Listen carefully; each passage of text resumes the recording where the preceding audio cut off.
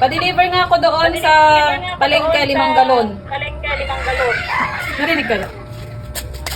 Finally guys, meron na tayong tapos CCTV camera dito. Ang kagandahan nito guys, 256 GB capacity na siya at higher, pwede pa. So napakaganda nito, kahit iba-ibang cellphone po yung gamit nyo, basta isang email lang po yung gagamitin nyo, mamamonitor nyo po yung dalawang camera po sa inyong mga cellphone or laptop. Ang kailangan nyo nga lang dito guys ay internet. At ida-download nyo nga lang yung Tapo app and then mag-fill out lang kayo doon ng inyong email, magsa-sign up lang kayo ng username and password and then ready to go na. Basta isang email lang, connected na yan sa kahit anong cellphone. Ito yung ano natin sa inside ng water station.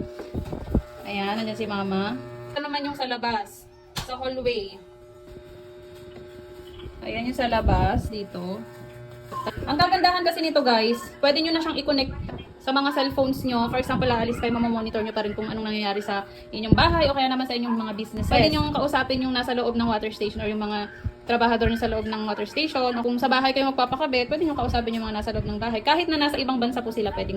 Ayan, i-hold to talk mo lang siya. Hold to talk. Check out na sa yellow basket. Ayan, parang nade-delay lang siya ng 2 seconds.